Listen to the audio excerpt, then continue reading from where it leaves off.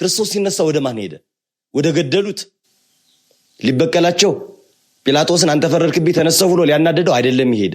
ያንን ትንሣኤ ሲነሳ አሁን የሚያውቀኝ አካል ሊያውቀኝ አይችልም። ጌታ ለምን ተነሳ? ከልቡ የሚያለቅስ ሰው አይለይም። እግዚአብሔር የሰውን ፍላጎት የሰውን ጥረት አይቶ ነው ማንኛውም ነገር የሚሰጠው እና ለሴቶች ለምንድን ነው የተባለ? ሲመላለሱ ያደሩት ሴቶቹ ናቸው። ሲፈሰክ አብረን አንጀምረው። ለክፋት ፋሲካ የለውም። ክርስቶስ ተንሥአ እሙታን በአቢይ ኃይል ወስልጣን አሰሮ ለሰይጣን አግዓዞ ለአዳም ሰላም እምይእዜሰ ኮነ ፍስሐ ወሰላም። እንኳን አደረሳችሁ። ይህ ዋካ ብርሃን ሚዲያ ነው። ተመልካቾቻችን እንኳን ለብርሃነ ትንሣኤው በሰላም አደረሳችሁ።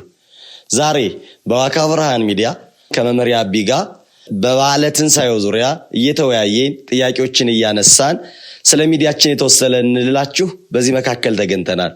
እናንተም በየቤታችሁ ናችሁ የመድኃኒታችን የኢየሱስ ክርስቶስ የትንሣኤውን በዓል እያከበራችሁ በክርስቶስ ትንሣኤ ዙሪያ የሚነሱ ጥያቄዎቻችሁን መልስ እንደምታገኙበት ተስፋ አደርጋለሁ። እስከ መጨረሻው ከኛ ጋር ቆዩ።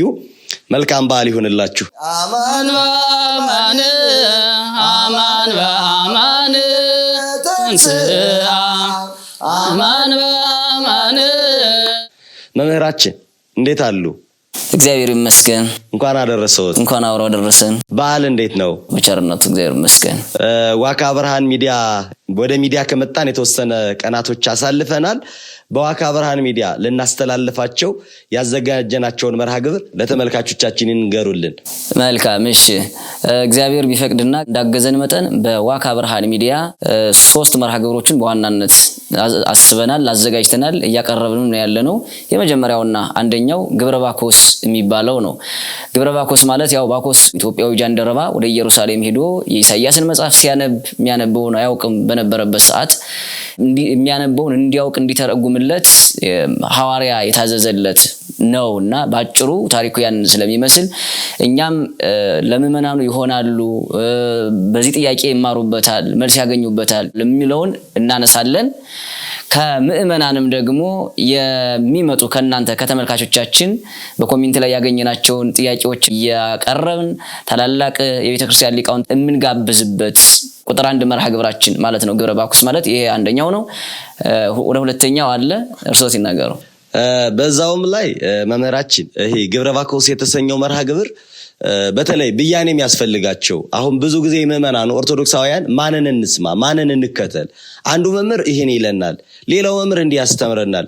ትክክለኛው የቤተክርስቲያን አስተምሮ ምንድነው ማለት በሕግ መጽሐፍ በሥርዓት መጽሐፍት ላይ ያልተጻፉ መምህራነ ቤተክርስቲያን መበየን የሚያስፈልጋቸው እንዲሁን ብለው ውሳኔ የሚያስፈልጋቸውን ጥያቄዎች ከትክክለኛ ከምንጩ ጉባኤ ዘርግተው ከሚያስተምሩ ከመምህራነ ቤተክርስቲያን እየጠየቅነን ጥያቄዎች ወጥነት ያላቸው የቤተክርስቲያን አስተምሮ እንዲኖር የምናደርግበት መርሃ ግብር ነው። ሁለተኛው መርሃ ግብራችን ደግሞ የምንኖርባትን ቤተክርስቲያን እንወቃት የሚል ነው።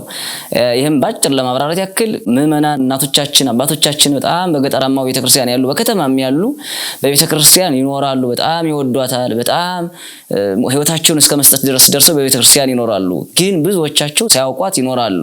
ቤተክርስቲያን ማን ናት? ምን ልታረግ ሄድክ? በቤተክርስቲያን በመጻሕፍት ተጽፎ አይደለ ሰው ሊቆርብ ሲመጣ ምን ልታረግ መጣህ ተብሎ እንዲጠየቅ አባቶቻችን አስቀምጠዋል። ልቆርብ ካለ ምንድነው የምትቆርበው ተብሎ እንዲጠየቅ እና ወደ ቤተክርስቲያን የሚመጣው ቆራቢም ሊሆን ይችላል፣ የሚሳለምም ሊሆን ይችላል። ምን ልታረግ የሚመጣበትን እንዲያውቅ እንዲረዳ ፍቅሩ የበለጠ እንዲኖርበት የሚያደርግ ማለት ነው። የምንኖርባትን ቤተክርስቲያን እንወቅ ማለት። በዛውም ተያይዞ በተለይ ተመልካቾቻችን አንድ መርሃ ግብር ሰደናል። ካሁን በፊት የተለቀቀ በዋካ ብርሃን ሚዲያ አንድ የተለቀቀ ፕሮግራም አለ። ወደ ኋላ ሄዳችሁ እንድታዩት ፈልጋለሁ። ይሄ መርሃ ግብር በወራዊ በዓላት በአመታዊ በዓላት እየተገኙ ጥያቄ እየጠየቅነን ራሱን እንዲፈትሽ እውነት መወዳትን ቤተክርስቲያን አውቃታለሁን የሚል ግንዛቤ እንዲኖረው ነው። እግዚአብሔር ይስጥልን። ሶስተኛው መርሃ ግብራችን ደግሞ የእድሜ በረከት የሚል ነው። የእድሜ በረከት ያው ስሙም እንደምታውቁት እድሜ ነውና እድሜ ጠገብ የሆኑ ጉባኤ ዘርግተው በማስተማር ሊሆን ይችላል፣ ምናኔ በመያዝ ሊሆን ይችላል፣ በአትን አጽምቶ ዘግቶ በጸሎት በምናኔ የኖሩ ታላላቅ አባቶቻችን በገዳማትም ሊሆን ይችላል፣ በአድባራትም የትኛውም ቦታ ላይ ያሉትን በትምህርትም ያደጉ እድሜያቸው ራሱ የሚያስተምር ሽበታቸውን ስናያቸው ንግግራቸው አካሄዳቸው ስናያቸው የሚያስተምሩን እነሱን አቅርበን ምን እናድርግ ምን ትመክሩናላችሁ ብለን በረከትም እንቀበልበት ጸጋ በረከትም እናገኝበት ገዳማት ሳይቀር ድረስ ሄደን የምናገኝበት ነውና ሶስተኛው ይሄ ነው። በዚህ የእድሜ በረከት በተሰኘው መርሃ ግብራችን ትልልቅ አባቶች ከሞት የተረፉ ከጥላ ያረፉ ሽበታቸው ክብር ዘውድ የሆነላቸው መነኮሳትን አቀርበን የህይወት ልምዳቸው ተሞክሯቸውን የምንማርበት ነው ሰው እንደገለጡት። በዛውም ተያይዞ ገዳማትን እናስጎበኛለን። ለምሳሌ አቡነ ሐራ ድንግል ከባህር ዳር ምን ያክል ርቀት ቦታ ይገኛል? እዛውስ ወደ ጻድቁ ገዳም መሄድ የፈለገ ሰው ምን ነው ማሟላት ያለበት? እዛው መኖር ያለ ወይ ምግብ ከዛው አለ ወይ የሚለውን መረጃ ማስረጃ ያለውን የእግር ጉዞ አለ ወይ? በጣም ብዙ ሰው እንዲህ አይነት መረጃዎችን ዲቴል ስለማያገኝ ጥልቅ የሆነ መረጃ እንዲኖራቸው ወደዚህ ገዳምም ወደዚህ ጸበል ቦታ ሲመጡም አውቀውት እንዲመጡ ምን ደግፍበት ምን እናሳውቅበት መርሃ ግብራችን ነው የእድሜ በረከት። ይሄን ያክል ስለ ዋካ ብርሃን ሚዲያ ይሄን ካለን እናንተ ከመካከላችሁ ሁኑ፣ ጥያቄ ጠይቁን። መንፈሳዊ ቅንነት በተሞላ መልክ እንቀበላለን፣ ጥያቄዎቻችሁን እንመልሳለን። ጸሎታችሁ አይለየን፣ አስተያየት ስጡን። ስለ ሚዲያችን እንዲህ ብዙ ተናገርነ። አሁን ትንሳኤ ነውና ወደ ዕለተ ትንሳኤ መርሃ ግብራችን እንመለስ። መምህር ፋሲካ ነው ዛሬ። ፋሲካ ማለት ምን ማለት ነው? መልካም። ፋሲካ ማለት በአጭር ቋንቋ ምንድነው? ደስታ ማለት ነው። ፋሲካ ደስታ ይልና ደግሞ ማዕዶት ፋሲካ ማዕዶት መሐጉል ነው የሚለው ቅዱስ ያሬድና ፋሲካ ማለት መሸጋገሪያ ደስታ ነው፣ መሸጋገሪያ ነው። ሰው ሲሻገር ነው ደስ የሚለው።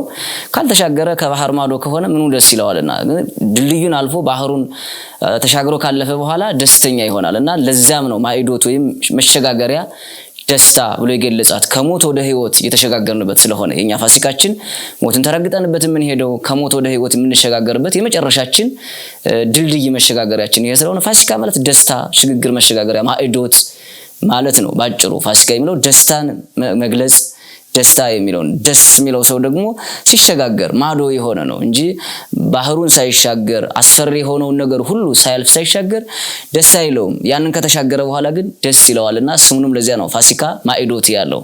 ከክርስቶስ ከተሻገረልን በኋላ እኛም እንሻገራለን፣ ክርስቶስ በሄደበት ሁሉ እኛ ስለምንሄድ። ያው ፋሲካችን ክርስቶስ ታርዷል ይላል ሐዋርያው ሲናገር።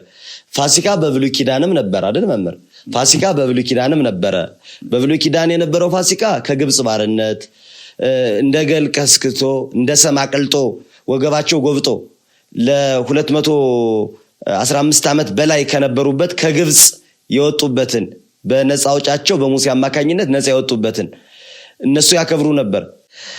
በዛውም ተያይዘው የሚነሳው እንደው በወንጌሉ እንደሰስ እናድርገው እስኪ መምህራችን። ያው ዛሬ ከወትሮ በተለየ እየተወያየን እሳቸው ጠለቅ ያለውን ነገር ያያሉ፣ የተወሰነ የምንጨምረበትን እየተወያየን አብረን ነው የምንቀጥል። የራሳችሁን ጥያቄ በባለ ትንሣኤ ዙሪያ የሚነሱ ጥያቄዎች እጅግ ብዙ ናቸው። 50 ቀን ስላለ በ50 ቀን በሙሉ በተለይ መምህራነ ቤተክርስቲያንን እያቀረብነን እንዲመለሱ እናደርጋለን። ዛሬ ዋና ዋናዎችን እንመልከት። ጌታችን መድኃኒታችን ኢየሱስ ክርስቶስ የተቀበረ ዮሴፍ ባሰራው አዲስ መቃብር ነው። ለምንድን ነው በአዲስ መቃብር ብሎ መጽሐፍ ቅዱስ የገለጠው? ሐዲስ የሚለውን ቃል ለምን ተጠቀመ? በሰው መቃብርስ የተቀበረ ለምንድን ነው? መልካም አባቶቻችን በደንብ ነው ያስቀመጡት። እንዲህ አይነት ጥያቄ እስከ ዕለተ ምጽአት የሚነሳ ትውልድ ሁሉ ጥያቄውን እንደሚያነሳ አስበው ጥያቄውን መልሱን አስቀምጠውታል። ለምንድን ነው በአዲስ መቃብር መቀበር? እንዳጋጣሚ የሆነ ነገር አይደለም። ሆን ተብሎ ታስቦ እግዚአብሔር ለዚህ ልዩ ነገር ያዘጋጀው ነው። ምክንያቱም አይሁድ ክርስቶስ ከመወለዱ ጀምሮ አይደለም፣ እመቤታችን ከተጸነሰች ጀምሮ በምቀኝነት ነው የኖሩት። እመቤታችን ደግሞ ስትጸንስ ክርስቶስን ስትጸንስ በምቀኝነት ነው ያሉት። ክርስቶስ ተወልዶም እስከሚሞት ድረስ በምቀኝነት ነው ያሉት። ሙቶም እንኳ ምቀኝነታቸው አያርፍም። ስለዚህ ወደ መቃብር አወርደውትም እንኳ ተነሳ ላለማለት ብዙ ነገር ነው ያደረጉት። ያም እንኳ ደግሞ ሲነሳ ሌላ ኃይል ነው ያስነሳው። በታሪክ አባቶቻችን ያስቀመጡ ምንድነው ገባሬ ታምር አጽመ ኤልሳ ነው የሚሉት። የኤልሳ አጽም ሙት ያስነሳል። ብዙ ዘመናትን ከተቆጠረ በኋላ የተቀበረው የኤልሳ አጽም የሞተውን ወስደው ሲያስቀምጡት ያስነሳል። ሌሎችም ብዙ ታምራት የተደረጉ አጽሞች አሉና እንደዚያ ነው። የተቀበረ ሌላ ቅዱስ አጽም ነበረ። ያ አጽም ሲነካው የዚያኛው አጽም ኃይል ኃይል ሆኖት አስነሳው። ሌሎቹን ሙታንን እንዳስነሳ ሁሉ እሱንም ማስነሳው እንዳይሉ ምንም መቃብር በሌለበት ምንም የአጽም ዘር በሌለበት የሰው አጽም በሌለበት በባዶ ምድረ በዳ ግን ዮሴፍ ለራሱ ብሎ ባዘጋጀው አዲስ መቃብር እንዲቀበር የተደረገበት ዋነኛው ምስጢር ይሄ ነው። ይሄኛው ማለት ነው። ስለዚህ በራሱ እንደተነሳ ሌላ አጽም የሌላ ኃይል እንዳላስፈልገው ለማስረዳት አንደኛው ምክንያት ይሄ ነው። ሁለተኛው ምክንያት ይቀጥሉ እንጂ እግዚአብሔር ይስጥልን። ሁለተኛው ምክንያት እንግዲህ በዚህ ምድር ላይ ራሱ መድኃኔ ዓለም ክርስቶስ በወንጌል ላይ እንደነገረን ለቀበሮች ጉድጓድ አላቸው፣ ለወፎቹም ጎጆ አላቸው። ለሰው ልጅ ራሱን የሰው ልጅ ብሎ ይጠራ ስለነበረ የሚያስጠጋበት የለም ብሏል። መድኃኔ ዓለም ክርስቶስ ሲወለድ የተወለደው በበረት ውስጥ ነው። እመቤታችን ቅድስት ድንግል ማርያም ልጇን ዕዳ የወለደች እንደሚታወቀው በበረት ውስጥ ነው።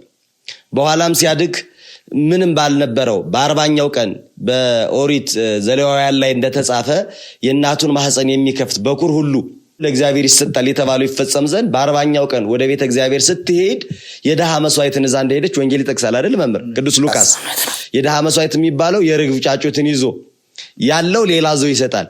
ያላት ግን ያ ስለነበረ የደሃ መስዋዕትን ይዛ እንደሄደች ይነገራልና ካደጉ በኋላም በዓላትን ያከበሩበት ለምሳሌ ጸሎተ ሐሙስ ዕለት በዓልን የከበረ በሰው ቤት ነበረና በዚህ ምድር ላይ ደሃ በስጋ ማለት ነው በስጋ ደሃ እናቱ ድንግል ማርያምን ክርስቶስን የመሰለ ደሃ እንዳልነበር ያሳያል። ምንም የእርሱ ስላልነበረው በሰው መቃብር መቀበሩ አንዱ እሱ እንደሆነ አባቶቻችን ይነግሩናል። ያው ብዙ አለ እንደው ሌሎችን ከመዳሰስ አኳያ ወደ የሚቀጥለው ብናልፍ እሺ። ሌላኛው ጌታችን መድኃኒታችን ኢየሱስ ክርስቶስ 3 መዓልት 3 ሌሊት ለምንድን ነው የቆየ? ለምን 4 ቀን ለምን 2 ቀን አልቆየም? 3 ቀን ለምንድን ነው የመረጠ? እሺ ነብዩ አስቀድሞ በትንቢቱ እንዲህ ብሎ ተናግሯል። በሰኑይ ዕለት ይቀስፈነ ወበሰሉስ ዕለት ይሲርየነ ወይ hayወነ። ይሄ ማለት ነው ነብዩ ሆሴ ነው። ምን ማለት ነው? በ2 ቀን በመከራ ያሰነብተናል ወይም በመከራ ይገርፈናል፣ በ3ኛው ቀን ግን ደስ ያሰኘናል ብሎ አስቀድሞ ትንቢት ተናግሮ ነበርና ትንቢቱ ይፈጸም ዘንድ ግድ ነው። ነቢያት የትንቢት ቃል አግኝተው የሚናገሩት ከእግዚአብሔር ነው። እግዚአብሔር ደግሞ ነቢያት ትንቢት እንዲናገሩ ቃል እንዲናገሩ የሚያደርገው በኋላ ይፈጽመው ዘንድ ስላሰበ ነው። ስለዚህ አስቀድሞ ትንቢት የተናገረው 3 ቀን በመቃብር ይውል ያደር ዘንድ ያለዚያ ነው እና 3ኛው ቀን ሙሉን አይደለም የዋለ በመቃብር ተነስቷል። እሁድ መንፈቀ ሌሊት ነው የተነሳውና 3ኛው ቀን በደስታ ነው የተነሳንባት። ስለዚህ በ3ኛው ቀን እንደሰት ዘንድ ብሎ የተናገረው ለዚያ ነውና የነብዩ ቃል አስቀድሞ ስለተነገረ ያናገረው ደግሞ እሱ ስለሆነ ያንን ይፈጽም ዘንድ ነው። ምሳሌም አለ። ምሳሌ ወበከመ ነበረ ዮናስ ውስተ ከርሰ አንበሪ ሰሉሰ መዋዕል ወሰሉሰ ለያሌ ከማሁ ሀለው ለወልደ ጓለሚያው ይንበር ውስተ ልበ ምድር ነው። ነብዩ ዮናስ በባህር በአንበሪ ሆድ ውስጥ 3 መዓልት 3 ሌሊት 3 ቀንና 3 ሌሊት እንደዋለ እንዳደረ እንደሰነበተ የሰው ልጅም እንዲሁ በመቃብር ወይም በምድር ውስጥ 3 ቀን 3 ሌሊት ያድራል ብሎ ራሱ መድኃኔ ዓለም ኢየሱስ ክርስቶስም ተናግሯል። ንስተወ ለዝንቱ ቤተ መቅደስ ወበሰሉስ ለተሐንጾ።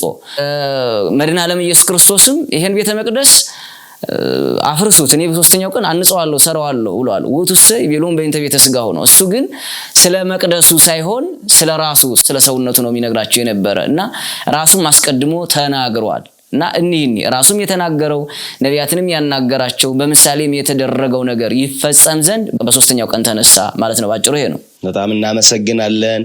ፍዳን መርገምን ሞትን እንዳጠፋልን ለማጠየቅ ሞት በአዳም በሔዋን በሰይጣን በኩል እንደመጣ 3 መዓልት 3 ሌሊት አድሮ ሙስና መቃብር ምድር አድርጎ እንደተነሳ እሱንም ለመግለጽ ነው እያሉ መምህራነ ቤተክርስቲያን ብዙ ነው የሚሉ።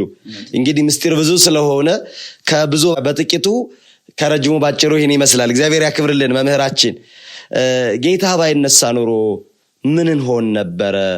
ጌታ ለምን ተነሳ? እስኪ ሁላችሁም ይህን ጥያቄ ራሳችሁ ይዩት። ጌታችን ለምን ተነሳ? ይህ ጥያቄ ብትጠይቁት ምንድነው ትመልሱ? ጌታ ለምን ተነሳ? እስኪ የተወሰነ ነገር ልበላችሁ። ክርስቶስ ለምን ተነሳ ከተባለ ሕይወት በእርሱ ስለነበረች ሕይወት እኔ ነኝ ብሏል እኮ። ትንሣኤና ሕይወት እኔ ነኝ አለ። ሕይወት እርሱ ከሆነ ሕይወት እንዴት ጠፍቶ ይቀራል? አንደኛውን እሱን እንድትይዙልኝ እፈልጋለሁ። በሁለተኛ ደረጃ ብርሃን ነኝ ብሏል አይደል ጌታ። በዮሐንስ ወንጌል ላይ ብርሃን ነኝ ይላል ወንጌላዊ ቅዱስ ዮሐንስ ሲጽፍ። ጨለማ የተባለ ዲያብሎስ ነው። ጨለማ ይጠልፋል፣ ጨለማ ያደጣል፣ ጨለማ ይለያያል። ብርሃን የተባለ ኢየሱስ ክርስቶስ ነው። ጨለማ ያላሸነፈው ብርሃን ማለት አንዱን ከሚጠቀሰው ጨለማ የተባለ ዲያብሎስ ያላሸነፈው ክርስቶስ ማለት ነው። ጨለማ የተባለው አንዱ ሞት ነው። ጨለማ ዲያብሎስ በሶስት አረስተ ኃጣው በሶስቱ የኃጢአት ፈተናዎች አለማሸነፉናል። ጨለማ ብርሃንን አላሸነፈው ወይንም ጨለማ ያላሸነፈው ብርሃን ማለት ጨለማ ዲያብሎስ በሶስቱ አረስተ ኃጣው ክርስቶስን እንዳላሸነፈው ክርስቶስ እንዳሸነፈው ለማሳየት እንደሆነ በወንጌሉ ተጠቅሷል። ሞት ውጦት አለማስቀረቱን ጨለማ የተባለው ሞትን ብርሃን ክርስቶስን አንቋ አለማስቀረቱን አንዱ ማሳያ ነው። ስለዚህ ክርስቶስ ለምን ከነሳ ከተባለ ሕይወት በእርሱ ስለነበረች እርሱ ሕይወት ከሆነ ሕይወት ጠፍቶ ስለማይቀር ክርስቶስ ተነሳ ይላሉ። ሁለተኛ የሙታን ሕይወት ሰጪ ስለሆነ መድኃኔ ዓለም ክርስቶስ በዮሐንስ ወንጌል ላይ ሲናገር እንዲህ አለ፣ የሚያምንብኝ ቢሞት እንኳ ሕያው ይሆናል። ትንሣኤና ሕይወት እኔ ነኝ። የሚያምንብኝ ቢሞት እንኳ። ስለዚህ ለሌሎች ሕይወት ሰጪ ከሆነ እሱ እንዴት ሙቶ ይቀራል? አይደለም እርሱ ሙቶ ሊቀር ሌሎችን ሕይወት ይሰጣልና ከሱ አኳያ እንደሆነ ይጠቀሳል። ሶስተኛ መለኮታዊ ባህሪው ከስጋዊ ባህሪው ጋር እንዳልተለየ ለማጠየቅ ብለው ይናገራሉ መምህራነ ቤተክርስቲያን። የመድኃኔ ዓለም ክርስቶስ እንግዲህ መለኮቱ ከስጋውም ከነፍሱም ለቅጽበት አልተለየም፣ ተዋህዶ ለዘላለም ነው። እስኪ እንደው የተወሰነ የሚሉትን እሱ ይጨምራሉ። መለኮታዊ ባህሪው ከስጋዊ ባህሪው እንዳልተለየው ለማጠየቅ ይላሉ። እንግዲህ ሰው ከሞተ በኋላ ደሙ ይቆማል፣ አካሉ ይደርቃል። መድኃኔ ዓለም ክርስቶስ ነፍሱን ከስጋው በተለየ ጊዜ በቀራንዮ በዕለተ ዓርብ በ9 ሰዓት ሎንጊኖስ መጥቶ ጎኑን ሲወጋው ደምና ውሃ እንደፈሰሰ ቅዱስ ወንጌል ይነግረናል። እና የሁሉም ሰው ከሞተ ከደቂቃዎች ቅጽበት በኋላ ሰውነቱ ይደርቃል፣ የደም ዝውውሩ ይቆማል፣ አካሉ ሁሉ ይገራል። የመድኃኔ ዓለም ክርስቶስ ስጋው ግን ነፍስ የተለየው መለኮት የተዋሃደው ስጋ ነው። ስለዚህ ያ መለኮት የተዋሃዳችው ነፍስ በአካለ ነፍስ ወደ ሲኦል ሲወርድ መለኮት የተዋሃደው ስጋ ወደ ቃብር ወረደ። 3 መዓል 3 ሌሊት ካደረ በኋላ ያ ስጋ መለኮት የተዋሃደው ነውና መግነዝ ፍቱልኝ ቃብር ክፈቱልኝ ሳይል በስልጣኑ ተነሳ። ስጋው ብቻ ቢሆን ስጋ በራሱ መነሳት አይችልም። የጌታ ስጋ ግን መለኮት የተዋሃደው ስለሆነ ሙስና መቃብርን ድል አድርጎ እንደተነሳ ይነገረናል። በዛውም አያይዞ ደግሞ ሌላም ይጨመራል። ላንቀላፉት የሙታን በኩር ሆኖ ለመነሳት አሁን እኛ እንነሳለን። 3 አይነት ትንሣኤዎች አሉን። ትንሣኤ ልቡና፣ ትንሣኤ ሕሊና፣ ትንሣኤ ዘጉባኤ ብለን ተስፋ አድርገን በተለይ የመጨረሻው ትንሣኤ ዘጉባኤ ሁሉም ወንዶች የ30 ዓመት ጎልማሳ ሆነን እንነሳለን። ሁሉም ሴቶች የ15 ዓመት ቆነጃጅት ሆነው ይነሳሉ ብለን ተስፋ ያደረግነው የክርስቶስን ትንሣኤ አብነት አድርገን ነው። የክርስቶስን ትንሣኤ አብነት አድርገን ነው እንነሳለን ብለን ትንሣኤ ዘጉባኤን ዳግም ምጽአትን የምንጠብቅ በአዲስ አካል መራብ መጠማት መድከም የሌለባትን ስጋ ይዘን እንነሳለን ብለን ተስፋ አድርገን አምነን የምንጠብቀው የክርስቶስን ትንሣኤ አድርገን ነው። ስለዚህ የሙታን በኩር ይሆን ዘንድ ምን ማለት ነው? እሱ ቀድሞ ተነሳ። የሚሞተው በሙሉ እሱ እንደተነሳ እንደሚነሳ ተስፋ አድርጎት ይሞታል። የስጋ ሞትን ይሞታል። ሙታን ከመቃብር በአዲስ እንነሳለን። ከአዲስ ከመቃብር ማህፀን እንደምንወለድ ተስፋ ያደረግነው የሙታን በኩራችን ሆኖ እሱ ስለተነሳ ነው። ሌላ አንድ ልቀጥል። ክርስትናን ለመመስረት ክርስቶስ ተነሳ። ክርስትናን ለመመስረት ክርስቶስ ተነሳ። እንግዲህ ክርስቶስ ከተነሳ በኋላ ነው ለሐዋርያት ስልጣንን የሰጠ አይደል መምህራችን? ክርስቶስ ከተነሳ በኋላ ነው ስልጣነ ክህነትን በክርስትና ውስጥ ያለውን ክርስቶስ ተነሳ፣ ስልጣነ ክህነትን ሰጠ። ባይነሳ ኖሮ እኒህን አናገኛቸውም። ቤተክርስቲያናትን መሰረትም፣ ጥምቀት የለም። ሐዋርያትም ወጥተው ማንን ብለው ይሰብካሉ? ምንን ብለው ወጥተው ይናገራሉ? አፍረው ተሸማቀው ይሄዱ ነበር። የዛውን ቀን እኮ የትንሣኤው ዕለት ሁለቱ ሰዎች አይደል ከ72 አርድእት ሁለቱ የሆኑት ሉቃስ 24 ላይ የተጠቀሱት ሉቃስና ቀለዮጳ ይቤዠናል ያልነው ያድነናል ያልነው እሱ ሞተብን ብለው ትተውት ወደ መጡት ወደ ኤማውስ ሲመለሱ ምናያቸዋለ ተስፋ ቆርጠው። ባይነሳ ኖሮ ሐዋርያት ይበተናሉ። ምን ብለው ወጥተው ሲሰብካሉ? ቤተክርስቲያንም ሁሉም መንፈሳዊ አገልግሎት ለመናገር ለመስበክ የክርስቶስ ትንሣኤ አብይ እንደሆነ ይነገራል። እንደው አንድ ነገር ሰው እንዲጨምሩ ፈልጋለሁ። ክርስቶስ ለምን ተነሳ? በስልጣኑ ሙቶ በስልጣኑ እንደተነሳ የሞትን መውጊያ እንደሰበረ ሊቃውንት ብዙ ይናገራሉ። ሐዋርያው ጳውሎስ ሞቶ የመውጊያ የት አለ ያለውን እንደው ኃይልስ የት አለ ያለውን ሊቃውንት አባቶቻችን በብዙ ያመሰጥሩታል። እስኪ የተወሰነ ይበሉት ሰው። መልካም እሺ። ስለ ክርስቶስ ትንሣኤ አባቶቻችን ሊቃውንተ ቤተክርስቲያን አሁን ያሉትም ይናገራሉ። አሁን ያሉት የሚናገሩት ግን ጥንት በድርሰትም በኑሮም የኖሩ አባቶቻችን መሰረታዊነት አድርገው ነውና ከጥንት ሊቃውንተ ቤተክርስቲያን አንዱን ዛሬ ማንሳት የምፈልገው ዮሐንስ አፈወርቅን ነው። ዮሐንስ አፈወርቅ ስለ ትንሣኤው ሰፊ ምስጢር ተናግሯል። ከዚያ መካከል ግን አንዱ የታላቁ ነቢይ የነቢዩ ዳንኤልን ትንቢት ወይም ነቢዩ ዳንኤል ያደረገውን ለክርስቶስ ሰጥቶ ነው የተረጎመው። ነቢዩ ዳንኤል በባቢሎን ነው የኖረው ብዙን ጊዜና ባቢሎናውያን ደግሞ ዘንዶ ያመልካሉ ወይም እባብ የምንለው ዘንዶ ያመልካሉ። ዘንዶውን ደግሞ እንደ ፈጣሪያቸው እንደ አምላካቸው አይተው ነው እሱን የሚያመልኩት። ያ ደግሞ የራሱ አምላክ ነው ተብሎ ከተመለከ የሚፈልገውን ነገር ሁሉ ይፈልጋል። እነሱም ያቀርቡለታል፣ ይገብሩለታል፣ ደም ያፈሱለታል፣ ስብ ያጤሱለታል። ይሄው የፈለገውን ነገር ሁሉ ይሰጣል። እሱም በለመደው ልክ በቀትር ሰዓት ይመጣል። በፈለገው ሰዓት መጥቶ ያኛውን ይገበርለታል። ይሄን ሲያደርግ ግን በብልሃት ነው የገደለው። ዘንዶ ልክ የሚፈልገውን ምግብ በላይ አድርጎ በውስጥ ደግሞ የጋለ ድንጋይ አለሎ ብለን በተለምዶ የምንጠራው ግን የጋለ ውስጡ ድንጋይ የሆነ በስብ አድርጎ ያኛው እንዲያደርጎ እንዳስለመደው ያዘንዶ አፉን ከፍቶ ሲመጣ ልክ ያንን አደረገበት። ልክ በዘንዶ አፍ ውስጥ ዘንዶ የሚፈልገው ስቡን ነው፣ የፈለጋት ምግብ አለች። ዳንኤል ግን በውስጡ አለሎ እንዲያደርጎ አስቀመጠና ልክ ያንን አስሮ አፉን ከፍቶ ሲመጣ ያንን አደረገው። በስቡ ውስጥ ያለው አለሎ ግን ዘንዶውን ልክ እንዲያደርጎ ሰንጥቆ ጣለው፣ ገደለው ማለት ነው። እና ይሄንን ሲያነሳ ነው ነብዩ ታላቁ ሊቅ ዮሐንስ አፈወርቅ ወበከመ ውህጠ ብሎ ያን እንደዋጠው የባቢሎኑ ዘንዶ ዳንኤል የሰጠውን ድንጋይ ውጦ እበላለሁ ብሎ ውጦ ተሰንጥቆ እንደሞተ ሁሉ መድኃኔ ዓለም ኢየሱስ ክርስቶስም ያንን ስራ ሰራ ይልና ድንጋዩን በስብ አድርጎ የሰጠው ዘንዶ ሞት አሊያም ደግሞ መቃብር ነው። ዳንኤል ውስጥ ላይ ያደረጋት አለሎ ወይም እሳት የሆነ እሳት የለበሰው እሳት የጎረሰው አለሎ ደግሞ ክርስቶስ ነው። ክርስቶስ ባህሪ መለኮት ማለት ነው። ስቡ ላዩ ስጋ ማለት ነው። ስጋ በስቡ ይሄ እባቡ የሚፈልጋት ላይዋን ነው የሚያያት፣ ውስጡ አለሎ መኖሩን አያውቅም። መቃብርም ዲያብሎስ ማለት ነው። ዲያብሎስም የሚያየው አምላኪ ሆይ ለምን ተውኸኝ የሚለው የሚጣራውን ስጋ ነው የሚያይ። የተዋሃደውን መለኮት አላወቀውም፣ በደንብ አልተረዳውም። በውስጡ እሳታዊ መለኮት እንዳለ አላወቀውም። እንዳስለመደው ግን መቃብር አሁንም አፉን ከፍቶ የክርስቶስን ስጋ ተቀብሏል። አዳምን እንደዋጠ ሌሎቹንም ነቢያትን ሌሎቹንም ካህናቱን እንደዋጠ እንዳስለመደ ክርስቶስንም ተቀበለ ነው። ዋጣው፣ መቃብር ያዘ።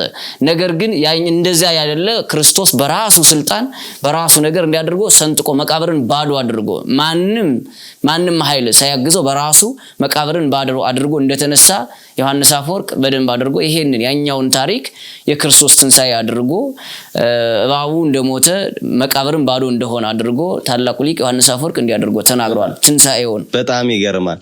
ኳሷን ሳያስባት ንቋት ዋጣ አርጓት ተራትሮ እንደገደለ እውነት ነው። ሞትም መዋጥ ለምዶ ለ5500 ዘመን ጡት የነበረውን አስተፋው። በእውነት ባልጠበቀበት በጣም ድንቅ ምስጢር ነው። በጣም አመሰግናለሁ መምህር። መድኃኔ ዓለም ክርስቶስ 3 መዓልት 3 ሌሊት ነው የቆየው። ቅድም ምሳሌውን ምስጢሩንም ራሱ ክርስቶስ የተናገረውንም ነግረውናል። አሁን ብዙ ጊዜ ምዕመናን አብዛኛው ሰው ግራ ይገባቸዋል። 3 ቀን 3 ሌሊት እንዴት ነው የሚሞላው ይላሉ። 3 ቀን ይሞላል። አባቶቻችን በብዙ አቆጣጠር ቆጥረዋል። ያው ታሪክ እንዲህም ይሰዳል ተብሎ ይቀመጣልና አንደኛው በልበ ሐዋርያት ነው። 3 ቀን እንዴት ነው የተቀበረ? ዓርብ 11 ሰዓት ነው አወርደው የሚቀብሩትና እንዴት ሊሞላ ይችላል የሚል ነው ምዕመናኑ ላይ እኛ ላይ የሚነሳ ጥያቄ እና 3 ቀን እንዴት ይሞላል ሲባል ልበ ሐዋርያትን መቃብር አድርጎ ቆጥሮ ይላሉ የመጀመሪያውን አባቶቻችን ሊቃውንተ ቤተክርስቲያን መምህራን። ይሄ ማለት ነው በምሴት ሐሙስ ምሽቱን እንደሚሞት እርግጠኛ አድርጎ ስጋውን ሰጥቶ ደሙንም ሰጥቶ ነገ በቃ ሞታለሁ እሰቀላለሁ ይሄ የሚፈሰው ስጋዬ ነው ይሄ የሚቆረሰው ደሜ ነው ብሎ ከሰጣቸው በኋላ እርግጠኛ እንደሚሞት ፍጹም ካመኑ በኋላ ይሄ ለክርስቶስ የሐዋርያት ልቦናቸው መቃብር ሆነ። ከዛ ክርስቶስ አሁን በልበ ሐዋርያት ተቀብሯል ማለት ነው። በቃ ሙቷል። በሐዋርያት ዘንድ አሁን ማዘን የጀመሩ ከዚህ ሰዓት ጀምረው ነው። መተከስ ጀምረዋል፣ ማዘን ጀምረዋል። ክርስቶስ አምላካቸው ፈጣሪያቸው ሙቷል እና ተቀብሯል በልቦናቸው ውስጥ። ስለዚህ ከዚህ ጀምረን ስንቆጥር ይሞላል ቀጥታ ማለት ነው። ምሽቱን የሐሙስ ምሽቱን ይዘን ዓርብን እንቆጥራለን። ከዚያ ቅዳሜን ትንሳኤን አድርገን ስንቆጥር 3 ቀን በትክክል ይሞላል። በእኛ ብለን ነው አቆጣጠር። አንድ ባንድ ቢነግሩን። ሐሙስ ምሽቱን ነው። ሐሙስ ምሽት አንድ ሌሊት አለ፣ እሱን ያዙ። አንድ ሌሊት። ዓርብ ደግሞ ቀን አለ፣ ይሄንንም ያዙት። አንድ ቀን ሞላን ማለት ነው። አንድ ሌሊት አንድ ቀን ስንቆጥር 24 ሰዓት አንዱ ሞላ ማለት ነው። አንድ ቀን አንድ ሌሊት ይዘናል። ከዚያ ደግሞ ቅዳሜ እንሄዳለን። ዓርብ ለቅዳሜ ጥብ ያለውን ምሽቱን ማለት ነው። አንድ ሌሊት ያዝን፣ ቅዳሜ ሙሉን ቀን ያዝን ማለት ነው። ይሄ ደግሞ አለ። ስለዚህ አንድ ሌሊት አንድ ቀን፣ 2 ሌሊት 2 ቀን 2 ቀን ያዝን ማለት ነው። ከዚያ ቅዳሜ ምሽት ደግሞ ለእሑድ አጥቢያ አንድ ሌሊት አለ። እሑድ ደግሞ ሌሊቱ አለ። እሑድ ሌሊቱ አለ፣ እሑድ ደግሞ ቀኑ አለ ማለት ነው። ይሄ ሲሆን 3 ይሞላል። ይሄ በልበ ሐዋርያት የተቀበረው ለነሱ ስጋና ደግሞ ስለተቀበሉ ልክ እንደ ዓርብ ሆኖ ስለተቆጠረ ነው ማለት ነው። እሱ ነው አንደኛው ይሄ ነው። ሁለተኛው ሌሊት ይስህቦ ለመዓልት መዓልት ይስህቦ ለሌሊት የሚባል አለ። ይሄ ማለት ነው ቀን የራሱ የሆነው ሌሊት ስቦ ሌሊቱን ይዞ መጥቶ ይቆጠራል። ሌሊት ደግሞ የራሱ የሆነውን ቀን ስቦ ይዞ መጥቶ ይቆጠራል ማለት ነው። ወደ መቃብር የወረደ ዓርብ ምሽት 11 ሰዓት፣ ቅዳሜ ቀኗም ሌሊቷም ምንም ስለማያሻማ ሙሉን እንዳለ ይቆጠራል ማለት ነው። ከዚያ ደግሞ እሑድ ነው። አሁንም እንደዚያ ያው እንደፊቱ የሚያስቆጥረን እሑድ ነው። እሑድ ላይ መቃብር ላይ የኖረባት ከሌሊቱ ሰዓት ብቻ ነው። ከቀኑ አልነበረበትም የሌሊቱ እሑድ። ከሌሊቱ እሑድ ግን መቃብር ላይ አለ ክርስቶስ በመቃብር ውስጥ ከሌሊቱ እሑድ ሰዓት ውስጥ አለ። ቀን ላይ ግን የለም። ከሌሊቱም ግማሹን ነው ያለ እንጂ በመቃብር ውስጥ አልነበረም። ስለዚህ አሁንም የእሑድ ሌሊት ሰዓት አለውና ያኛውን ቀኑን የእሑድን ቀኑን ጎትቶ ያመጣና ይቆጠራል። በመቃብር ውስጥ እሑድ አለ። መንፈቀ ሌሊት ነው የተነሳ የምንለው መቃብር ውስጥ አሁን በእሑድ ሌሊት ሰዓት ውስጥ መቃብር ውስጥ አለ ክርስቶስ። ይችኛዋ ሰዓት ካለችን የቀረውን የእሑዱን ሰዓት የሌሊቱን ሰዓትም የቀኑን ሰዓትም ጎትቶ ያመጣና እሑድ በመቃብር ዋለ እንድንል ያግዘናል። ግን አዋጃችን አለ። ሌሊት ይስቦ ለመዓልት መዓልት ይስቦ ሌሊት ቀኑን ይስባል፣ ቀን ደግሞ ሌሊትን ይስባል የሚል አዋጅ አለ። ቀለል የምትለዋ ግን እች ነች በብዛት ከዓርብ ጧት እስከ 6 ሰዓት አንድ ቀን ይባልና 6 ሰዓት እስከ 9 ሰዓት ጨለመ። ዓርብ ከጧቱ እስከ 6 ሰዓት ቀን ነበረ፣ እሱ እንደ አንድ ቀን ይቆጠራል። ከ6 ሰዓት እስከ 9 ሰዓት ጨለመ፣ አንድ ሌሊት ይባላል። እንደገና ከ9 ሰዓት እስከ ምሽቱ 12 ሰዓት ፀሐይ ወጣች፣ ቀን ሆነ። ስለዚህ ዓርብ ዕለት ከጧቱ 12 ሰዓት እስከ 6 ሰዓት አንድ ቀን፣ ከ9 ሰዓት እስከ 12 ሰዓት ያለችው ሁለተኛ የወጣችው 2 ቀን 2 ቀን ይያዛል ዓርብ ማለት ነው አይደል መምህር? ዓርብ ደግሞ ጌታ በተሰቀለ ሰዓት እንግዲህ እርቃኑን ነው የተሰቀለው። ፀሐይ አላሳይም የአምላኬን የጌታዬን እርቃን አላሳይም ብላ ፀሐይ ጨልማለች፣ ጨረቃ ደም አልቅሳለች፣ ከዋክብት ከዛፍ እንዳለ አበባ ረግፈዋል። በዚህ መካከል ጨልሞ ነበረ ከ6 ሰዓት እስከ 9 ሰዓት ያለውን። ይሄ ደግሞ አንድ ሌሊት ተብሎ ይቆጠራል። ስለዚህ ዓርብ ስንት ያዘን ማለት ነው? 2 ቀን አንድ ሌሊት። ቅዳሜ ዓርብ ለቅዳሜ እናራለን። ሌሊት 2 ሌሊት ይመጣል። 2 ቀን 2 ሌሊት፣ አንድ ቀን አንድ ሌሊት ይቀረናል። አንድ ቀን አንድ ሌሊት። ቅዳሜ እንውላለን። አንድ ቀን 3 ቀን ሞላ። ስለዚህ ቅዳሜ ለእሑድ ያለው ሌሊት አለ 3 ቀን ሞላ። 3 ሌሊት መልካም። 3 ቀን ሞላ። ዓርብን 2 ቀን አንድ ሌሊት አድርገን ስንቆጥረው በዛ ልክ እንደሚመጣ እንድታውቁ ፈልጌ ነው። መድኃኔዓለም ክርስቶስ በተዘጋ በሕቱ መቃብር ነው የተነሳ። ምስጢሩ ምንድን ነው? መቼስ በቤተክርስቲያናችን ዝም ብሎ የሚቀመጥ ቃል የለም።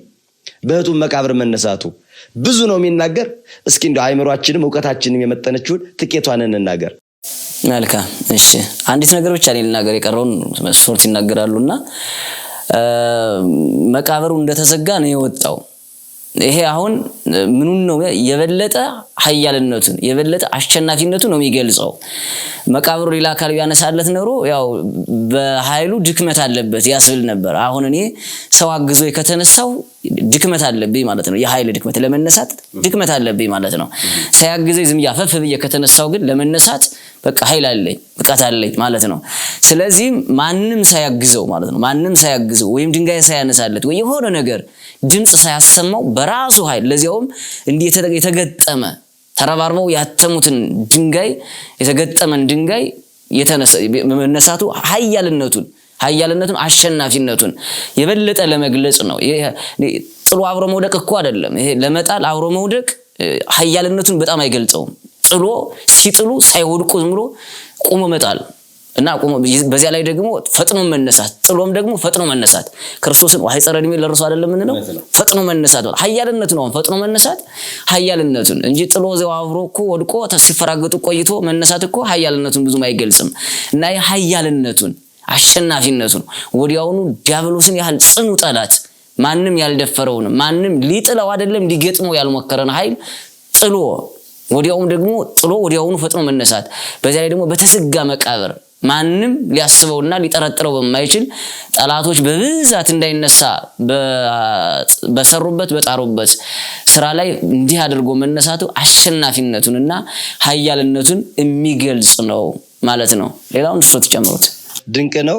ብዙ ነው የሚባለው እውነት ለመናገር በተዘጋ መቃብር መነሳቱ አንዱ በእህቱም ድንግልና በተዘጋ ማህፀን መጸነሱን አንዱ አብይ ማሳያ ነው ብሎ አባቶቻችን ይነግሩናል። በተዘጋ መቃብር ነው ክርስቶስ ሙስና መቃብር ድል አድርጎ የተነሳ። ገና በጽንሰቱ ሰዓት አካላዊ ቃል እግዚአብሔር ወልድ ከመቤታችን ከድንግል ማርያም ከስጋዋ ስጋ ከነፍሷ ነፍስ ነስቶ ፍጹም ሰው ሆኖ ስጋን ሲዋሃድ የድንግል ማርያምን ድንግልናን አለማጥፋቱ ማሳየው ማን ነው ቢባል አንዱ የሚጠቀሰው በተዘጋ መቃብር መነሳቱ በተዘጋ ቤት ወደ ሐዋርያት መግባቱ እሱን እንደሚያሳይ አባቶቻችን በብዙ መጻሕፍቶቻቸው ይነግሩናል። መቃብር ክፈቱልኝ አላለም። የተነሳ እንደውም ግራም ይጋባሉ ሴቶች ይህን ድንጋይ ማን ያንከባልልልናል እያሉ እየተጨነቁ ነው የመጡት። ሲመጡ እንደውም ታሪካዊ አመጣጡን እንደው ያ ድንጋይ እስራኤላውያን ሲከተላቸው የነበረው እየመቱት ውሃን ሲያፈልቅላቸው የነበረው ድንጋይ እንደነበረ በኋላ ወደ ሀገራቸው ከሄደ በኋላ ለቅርስነት ወስደው በኢየሩሳሌም አስቀምጠውት ነበር። በዛ ድንጋይ ቀብሩን እንደዘጉትም ይነገራል። እና ድንጋዩ ትልቅ ነው ማን ያነሳልናል እያሉ ሲጨነቁ ያን ጽኑ ድንጋይ መድኃኔ ዓለም ክርስቶስ እንደታተመ እንደተዘጋ እሶታውን እንደተናገሩ ሙስና መቃብር እንድላርገው ተነስቷል። በኋላ ግን ያው እንደው እግር መንገዱ ልንገራችሁ ይሄ ነው። ሴቶች ድንጋዩን ማን ያነሳልናል እያሉ መጣውን ስለነበረ ጭንቀታቸውም ስለነበረ የጌታ መልአክ መጥቶ ድንጋዩን ገለብጦት ከመቃብሩ ራስጌና ታችጌ ተቀምጠው ነበር። ክርስቶስ የተነሳው በተዘጋ ድንጋዩ እንደተዘጋ በእህቱ መቃብር ነው የተነሳው። ክርስቶስ ከተነሳ በኋላ ግን ሴቶች ያዩ ዘንድ አሁን ድንጋዩን ማን ያነሳል እያሉ እየተጨነቁ መጣዋል ጭንቀታቸውን ያቀል ዘንድ። በሁለተኛ የጌታ መልአክ መጥቶ ክርስቶስ ከተነሳ በኋላ ድንጋዩን ባያነሳው ኑሮ ክርስቶስ መነሳቱን አያዩ መቃብር ባዶ መሆኑን መመስከር አይችሉ። እርግጥ ነው በኋላ መነሳቱን እንዲናገሩ መልአኩም ነግሯታል ጌታም ነግሯታል። ቢሆንም ግን ፍጹም ሊያረጋግጡ ወደ ኋላም እንዳስሰው ብሎ ሐዋርያትን ሩጠው መጣው ቀብሩ ባዶ እንደሆነ ድንጋዩ ባዶ እንደሆነ ለመመስከር ያበቃቸው መቃብሩ ተከፍቶ ማየታቸው እንደሆነ ይነገራል። መምህር ይሄን ያህል ካልን ወደ ቀጣይ ጥያቄ እንሂድ። መምህር ማርያም መግደላዊት አብሯት ቆይቷል ጌታ 7 አጋንንት ወጥቶላት ከሰው እኩል ደባልቋት ያለፈው ኃጢአት ይቅር ተብሎላት የነበረች ሴት ነች። እቺ ሴት አምላኳን መለየት ያቃታት ፊት ለፊት ሆና ማርያም የሚለውን ቃል እስኪጠራት ድረስ ማወቅ አልቻለችም ነበር። ድምጹን ከሰማች በኋላ ነው በኋላ የለየችው። እንዴት ጌታን አጠፋችው? መልካም ጥሩ። የተወሰኑ ነገሮችን ለማለት ፈልጋለሁኝ። ለምንድን ነው ያላወቀችው? ነው ትክክል ነው ጥያቄው፣ እውነት ነው። እንዲያውም አትክልት ጠባቂ መስሏት ሁሉ አንተ ወስደውም እንደሆነ እስኪ ያለበትን ነገር ሁሉ ብለዋለች። እና ለምንድን ነው እስከዚያ ድረስ ጥያቄው ለምንድን ነው ያላወቀችው ነው። አንደኛ ያላወቀችው የተነሳው ክርስቶስ በሐዲስ ስጋ ነው። የሐዲስ ስጋ ማለት ፊት በማይጠወልግ መልኩ፣ በማይደበዝዝ መልኩ፣ በማይራብ በማይጠማ እንደው እንዲህ ዝልፍልፍ በማይል አይነት ስጋ ነው የተነሳውና አዲስ ስጋ ስለሆነ በሐዲስ ስጋ ነው የተነሳው። በሐዲስ መልክ ስለሆነ የተነሳው ይሄ ነው እንዲጠፋት ያደረገ እንዳትለየው ያደረጋት። ያላወቀችው ያለየችው አንደኛው ይሄ ነው። አሁን አዲስ ስጋ ማለት ምን ማለት? አዲስ አካል የትንሣኤ አካል ማለት ምን ማለት ነው? አዲስ ስጋ ማለት የነበረውን ስጋ ትቶ ሌላ ስጋ ይዞ መጣ ማለት አይደለም። የቀድሞ ስጋ ሌላ ዝም ብሎ እዚያ የሚቀር መቃብር ውስጥ ፈርሶ የሚቀር ማለት አይደለም። አዲስ ስጋ ስንል እኛም አዲስ ስጋ ነው ለብሰን የምንነሳው። አዲስ ስጋ ስንል ይሄ ይቀራል ማለት አይደለም። ማይራብ ማይጠማ ማይደክም። አሁን ያቢሲያውት ወይ ጥቅር ነው ወይ ወርዳዳ ነው የሆነ ነገር ነው። እንደዚያ ግን የለም። በትንሣኤ ጊዜ ክርስቶስ ሲነሳም ልክ እንደዚያ ነው። እኔ አሁን ወይ አቢያጭር ሊሆን ወይ ቀጭን ሊሆን ይችላል። ያ ግን የለም። መልከ መልካም የአዳም መልክ ገነት ላይ የነበረው መልክ ነው ለያቢ። ስለዚህ ያንን ትንሣኤ ስነሳ አሁን የሚያውቀኝ አካል ሊያውቀኝ አይችልም። አሁን የሚያውቀኝ አካል ምክንያቱም መልኬ ፍጹም አዳማዊ ገጽ ነው ያለው። የአዳም ገጽ የአዳም መልክ ነው ገነት ውስጥ ያለው መልክ ነው ያለ እና ያ ስለሆነ አያውቀውም። ይቅርታ እንዲብራራ ፈልጌ ነው። ለምሳሌ ሐዲስ አካል ትንሣኤ በኋላ መብላት መጠጣት የለም፣ መራብ መድከም የለም አይደል? ሐዲስ አካል ዘንድ ስንነሳ ወንዱ 30 ሴቱ 15 ዓመት ቆነጃጅቱ ነው ሲነሱ መራብ መጠማት መብላት የሌለበት ነው። ክርስቶስ ሐዲስ አካል ይዞ ከተነሳ እንዴ ለአድማጭ ተመልካቾቻችን ግልጽ እንዲሆን ፈልጌ ነው። ክርስቶስ ሐዲስ አካል ይዞ ከተነሳ አሁን አሳ በላ ሚል ቃል አለ አይደል? ሐዲስ አካል ከትንሣኤ በኋላ መብላት አለ መጠጣት አለ ብሎ እንዳይሰማቸው እንዲብራራ ከመፈለግ አኳያ። መልካም እሺ። ይበላል። አዎ መብላት ያው ግድ አይደለም ነው እንጂ እኮ በላ ስላሴንስ በቤተ አብርሃም በሉ ብለናቸው አይደለም። መቼስ ምታት ነው አንል እዚያ ላይ ሲሆን ምታት ነው አንልም። ምታት እንዳልሆነ ለማሳየት አሁንም ግዴታ አይደለም ነው። አሁን ይሄ ክርስቶስ ከትንሣኤ በኋላ ይበላል በላ አንቀጽም ስላለ በመጽሐፍ ቅዱስ ማለት ነው። በላ ሲባል ግን ባይበላ የሚደክም ሆኖ አይደለም። ባይበላ ፊቱ የሚጠወልግ የሚከሳ ሆኖ አይደለም። መብሉ ግዴታ አይደለም ያኛው እና አዲስ ስጋ ማለት አስፈላጊ የሆኑ ነገሮች ሁሉ አሁን ያስፈላጊ የሆኑ ነገሮች ሁሉ ግዴታ ያስፈልጉንም በዚያን ሰዓት ከትንሣኤ በኋላ እና ለዚያ ነው አዲስ ስጋ የምንለው። በቃ መራብ መጠማት የሌለ መድከም የሌለ መጥቆር የቱንም ያህል ፀሐይ ቢያገኘኝም እንኳን ፀሐዩ ውበት ነው የሚሆነኝ እንጂ አያጠቁረኝም አያከሳኝም። ስጋ አዲስ ነውና ማለት ነው። እና በአዲስ ስጋ ተነሳ ስንል ባጭሩ ከትንሣኤ በፊት የነበረው ስጋ የሚያሳያቸው ነገሮች ሁሉ የሌሉበት ማይራብ ማይጠማ የመሳሰሉት ናቸው። ግብረ ስጋ የሌለበት ማለት ነው ባጭሩ። ያ ነው በላ ሲል መጽሐፍ ቅዱስ ላይ ያለ ራሱ መጽሐፍ ቅዱስ ነው የሚለው። ግን ስላሴ ቤተ አብርሃም ቤት በሉ ማለት ነው። ምታት እንዳልሆነ ለማሳየት ለማስረዳት ራሱ ክርስቶስ ጥንት የነበረው ክርስቶስ አካሉን በአዲስ ግብር አስነሳው በአዲስ ነገር ተነሳ ለማለት ነው እንጂ ያለ ማለት አይደለም። የሚያሳየው እሱን ነው። አንደኛው ይሄኛው ነው። ሁለተኛ ግን ሰዓቱ ጨለማ ነበረ። የጨለማ ሰዓት ነው። እስኪነጋ ድረስ ሲመላለሱ ነው ያደሩ ሴቶች እና ቁጥር 1 እሷ ስለነበረች ነው ማርያም መግደላዊት ለይተው የሚጻፉላትና ጨለማ ነው። ጨለማ ደግሞ መቼስ መልክ አያሳይ መልክ አያሳይም። ጨለማ ብዙም ለይቶ ድንግዝግዝ ነበር አይደለም የሚለው ድንግዝግዝ ያለ ስለነበረ በዚያ ደግሞ መልክን ለይቶ ማወቅ መረዳት አይቻልም። እና ከዚህ አንፃር ሁለተኛ ደረጃ እሱ ነው ያልተረዳችው ያላወቀችውን ክርስቶስ መሆኑን እና ያ ነው። በሶስተኛ ደረጃ ሐዘንተኛ ናት። እያለቀሰች እየተብከነከነች አንድ ጊዜ ወደዚህ ነው የምትብከነከነው። ምክንያቱም ውድ የሆነ ክርስቶስ ነው የጠፋት። መቃብር ላይ ልትፈልግ የምትንጓለለው እንዲህ የምትለው ጨለማውን ጨለማ ሳትል እንዲህ የምትለው የምትብከነከነው እና ያንን እስክትፈልገው ድረስ ኃይሉ ሐዘንተኛ ነው። በእንባ የተሞላ ሐዘን የተሞላው ሰው ደግሞ ማን እንደመጣ አያይም፣ ማን እንዳለ አያውቅም። ሐዘንተኛም ጊዜም ሐዘንተኛ ነውና ለይታ አታውቅም። ሐዘንተኛ ስለሆነች እኔ ነኝ እስከሚላት ድረስ አታውቀውም። ሐዘንተኛ ናትና ነው። ስለዚህ ሐዘንተኛ ስለሆነች ነው። የመጨረሻው ደግሞ ምንድነው? ፈርታለች። ሴት አይደለች? ጨለማው አለ በዚያ ላይ ደግሞ አይሁድ በጠላትነት ተነስተዋል፣ አሳደዋቸዋል። ሁሉም ፈርተው በየቦታው ነው ያሉትና ፈርታለች። አሁን መጡ ምን ይለኝ ይሆን አንዱ ራሱ እኮ የምታናግረው አሁን ክርስቶስ ከሚገለጥላት ድረስ እኮ ክርስቶስን አግኝተው እንደ አትክልተኛ እየቆጠረችው እየፈራች ነው የምታነጋግረው እኮ። ምን ይለኝ ይሆን?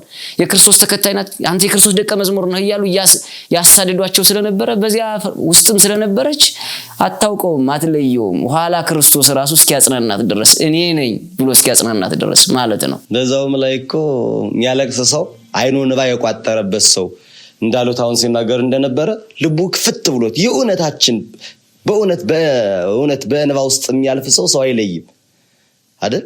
ሐዘን ሲገባ ልብ ሲገባ የእውነት የሚያለቅስ ሰው አይንን የሚጋርድ እንትን ነገር አለው። ከልቡ የሚያለቅስ ሰው አይለይም። በጣም ትክክል ብለዋል። ይሄ ማለት ነው በቃ ሐዘንተኛ በቃ ሰው አያስተውልም ማለት ነው። ትኩረቱ ሐዘን ላይ ነው በቃ ማለት ነው። በጣም ግሩም ነው። የተወሰነ ጥያቄዎችን ጨምርና መርሃ ግብራችንን እንጨርስ። ለዛሬ እንግዲህ በዓለ ሃምሳውን በሙሉ የሚነሱ ጥያቄዎች በትንሣኤ ዙሪያ ውስጥ በተለይ ተመልካቾቻችን በኮሜንት የሚጽፏቸው አሁን የሚመጡላቸው ማወቅ የሚፈልጉት ብዙ ጥያቄ እንዳለ ይሰማኛልና እንደው ቀኑም ትንሣኤ ስለሆነ በዓላቸውን እያከበሩ ይሄም እኮ ለኔ ጥያቄ ነው፣ ይሄንም እኮ ማወቅ ፈልጋለሁ የሚሉት ስለሚኖር ተመልሰን ደግሞ በሌላ ቀን በሰፊ እናየዋለን። እስኪ አንድ ሁለት ጥያቄዎች ልጨምር መምህር። ትንሣኤ የተገለጠ ለሴቶች ነው። እንደው ምስጢር ይኖረው ይሆን? ለምንድነው ሴቶች ትንሣኤውን እግዚአብሔር ለሴቶች የገለጠው? ለምን ይመስለውታል? ያብራሩላችሁ ለተመልካቾቻችን። መልካም እሺ።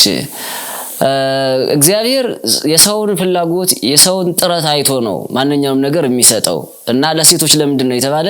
ሲመላለሱ ያደሩት ሴቶቹ ናቸው። በዚህ ዕለት አሁን ሽቱ ይዛ እቺ ማርያም መግደላዊት ቅድም ያነሷት ሽቱ ይዛ ጨለማውን ጨለማ ሳትለው ይዛ ስትመላለስ ነው ያደሩ። ሌሎች ሴቶችም አብረዋሉ እና ሲጥሩ ሲግሩ ሌሊቱን ሙሉ ሲመላለሱ ያደሩ ሴቶች ናቸው። ለማን ታዲያ ለማን ይገለጻልና? ሴቶች ናቸው ሲመላለሱ ያደሩና የልቦናቸው መሻት እንዳለ ሆኖ መነሻ አለው እና ስለዚህ ሲመጡ ሲመላለሱ ስላደሩ ቀድሞ ትንሣኤው ለነሱ ማሳየት ፈለገ እግዚአብሔር። ስለተመላለሱ ልፋታቸውን ድካማቸውን አይቶ ማለት ነው። እሱ ነው። በሁለተኛ ደረጃ ግን ምንድነው ሴቶቹ አድርሱ የተባሉትን ሳይሸራርፉ ያደርሳሉ። ችግር የለባቸውም። ወንድ ይሆን እንደሆነ እስቲ ቆይ ለያዘው አብርሃምና ይስሐቅን ስንተርክ እሷ የሰማች እንደሆነ ታዘገይብኛለች አለ። በልቡ አይደል የያዘው። ሴት ብትሆን ግን ታቀርባለች። በቃ እንዲሁ ተበሉ ማለት ነውና አትደብቅም፣ አታስቀርም። ሙሉን ትናገራለች።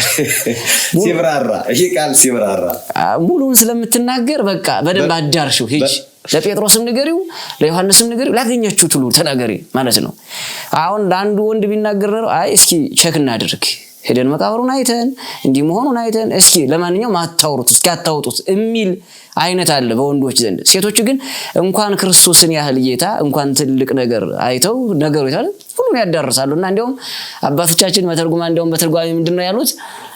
ስብከቱ እንዲስፋፋ በቃ ለስብከት ለወሬ ብለውታል። ያው ሰናይ ዜና ይላታል። ሰናይ ዜና ማለት በጎ ወሬ ወንጌልን ማለት ነው። ወሬ ሲባል የሰፈርተኛውን ወሬ ማለት አይደለም እና ወሬውን ዜናውን በደንብ እንዲያዳርሱት ለነሱ የነገራቸው በዚህ ነው ማለት ነው። በጣም ግሩም ነው። በዛውም ላይ መርገምን የሰማን በሴቶች ነው አይደል መምህር? የመጀመሪያው ሞትን የሰማን የሞት ምክንያቱን አለች ሔዋን። መርገምን ሰምተናል። ትወጣላችሁ ከእግዚአብሔር መለየትን፣ መውደቅን፣ ወደ ምድረ ፋይድ መሰደድን፣ መቅበዝበዝን ሞትን የሰማንባቸው በሴቶች ነበረ። በኋላኛው ዘመን እንደው መልአኩ ቅዱስ ገብርኤል ሲያበስራት እንደው ደስ ይበልሽ ብሎ በቅዱስ ገብርኤል ምስራችን ይዞ ወደ ምድር መጥቶ ወደ እመቤታችን ወደ ቅድስት ድንግል ማርያም ደስተኛቱ ማርያም ሆይ ደስ ይበልሽ ብሎ ደስታ ያጣችውን ሰላም ያጣችውን ዓለም ሰላምን የሰማች በድንግል ማርያም አማካኝነት ሰላምን ሰምተናል። በኋላ ደግሞ መርገምንና ሞትን በመጀመሪያው ሔዋን እንደሰማን ደስታን ደግሞ በሴቶች መስማታችንም ጭምር እንደሆነ እንደው ብዙ እንደሚል አስባለሁኝ። እንደው ሌላውን ለመቀጠል ያክል እንጂ ብዙ እንደሚባል ተስፋ አደርጋለሁ። መምህር እንደው የዛሬ መጨረሻ ላድርገው። ከሐዋርያት መካከል የጌታን መነሳት ትንሣኤ ሰምተው የሄዱት ደቀ መዛሙርት እነማን ናቸው? ምስጢሩስ? ሰምተው የሄዱት ሊቀ ሐዋርያት ቅዱስ ጴጥሮስና ቅዱስ ዮሐንስ ወንጌላዊ ናቸው። እነሱ ናቸው ያው ሴቶችን ዜና ሰምተው የምስራች ማለት ነው ሰምተው ሄደው ያረጋገጡት ቅዱስ ጴጥሮስና ቅዱስ ዮሐንስ ወንጌላዊ ናቸው። ለምንድነው እንደዚህ? ቅዱስ ጴጥሮስ ርዕሰ ሐዋርያት ነው፣ የሐዋርያት አለቃ እንደመሆኑ ነው።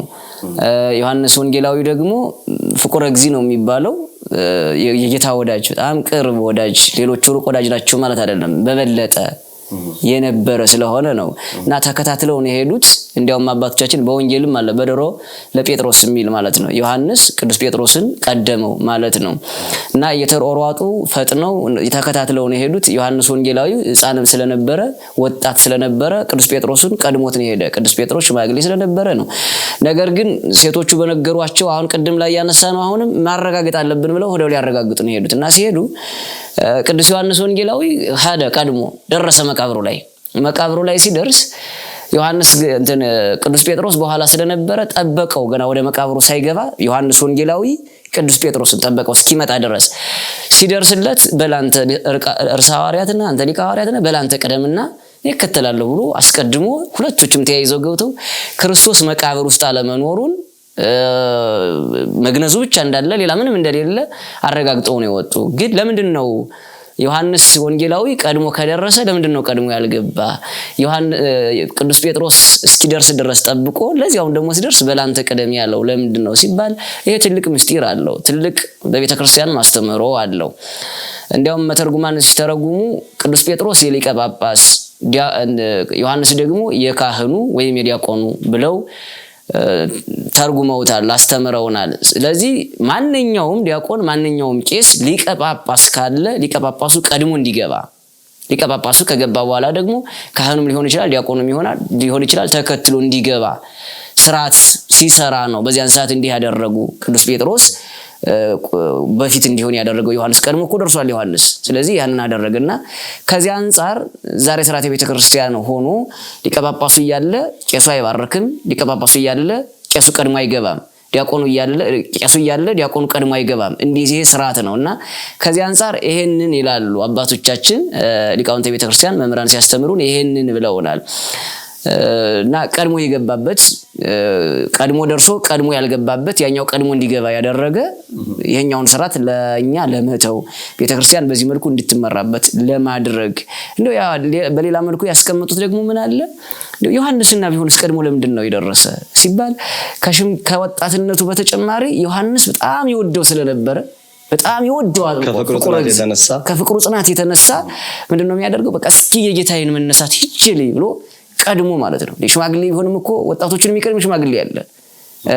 ይሄ ግን በቃ ፍቅሩ ስላለ ወዳጅነት ወዳጅ ቀድሞ ይደርሳል ማለት እሱ አይደል? በቃ ስለዚህ ቀድሞ ደረሰ ማለት ወዳጅ ጽኑ ፍቅር ስለነበረው ፍቁረ እግዚእ ተብሎ የተሰየመ እሱ ብቻ ስለነበረ ማለት ነውና ለዚያም ይላሉ አባቶቻችን መተርጉማን በትርጓሜው ላይ ለፍቅሩ ይሳሳ ስለነበረ በጣም ይወደው ስለነበረ ጽና ፍቅርም ስለነበረው ያሄደ ይላሉ። ሌላ አንድ ተጨማሪ ምንድነው ቀድሞ ያልገባ ፈርቶ ሕፃን ነውና ይላሉ። ያው ሕፃን ወጣትነቱን ለመግለጽ ነው እንጂ ፍርሃት የሚለው ለመግለጽ አይደለም። አሁን በዚህ ቋንቋ የተጠቀሙት አባቶቻችን ሕፃን ነውና የሚለውን ለመግለጽ ነው። አሁን ቀድሞ ያልገባ ሽማግሌ ይምጣ ብሎ ተያይዘው እንዲገቡ ያደረገ ፈርቶ ማለት አይደለም፣ ሕፃን መሆኑን ለመግለጽ ነው። ፈርቶ ቢሆን ኖሮማ ፈርቶ መሸሽ የነበረበትማ መስቀሉ ስር ነበረ። ሰይፍ ጋጀራ ጎመድ የያዙትን ሰዎች ፈርቶ ነበር መሸሽ የሚችለው። እዚህ ላይማ ምኑ ይፈራልና ነው። ግን ሕፃን ነውና የሚለውን ለመግለጽ ነው እንደዚህ ያሉ። በጣም ድንቅ ነው። ያው ቅድም ሲናገሩ ተመልካቾቻችንም እንደሰማችሁ የጌታ መቃብር አሁን ዛሬ እንግዲህ ቤተክርስቲያን ሲሰራ ቤተ መቅደሱ የክርስቶስ መቃብር ምሳሌ ነው። ቤተ መቅደሱ ደግሞ የጌታ መቃብር ምሳሌ ነው እና አሁን መምህር ሲናገሩ እንደሰማችኋቸው ደቀ መዛሙርቱ ቅዱስ ጴጥሮስ ዘግይቶ ቢመጣ ሽማግሌ ቢሆንም በኋላ ቀድሞ ገብቷል። የጌታ መቃብር የቤተ መቅደስ ምሳሌ ከሆነ አይታችሁ ከሆነ ታሪኩንም አንብቡት መጽሐፍ ቅዱስን። ሴቶች ከመቃብሩ አልገቡም። ሐዋርያቱ ከኋላ ትንሣኤውን ሰምተው እንዲያው ሰማን ከሚሉ አየን ብለው ለመመስከር መጡ፣ አረጋገጡ፣ ገቡ። ሴቶች ግን በአፋን የቆሙት ውጭ ላይ ነው ቆመው የነበር። ምን ማለት ነው?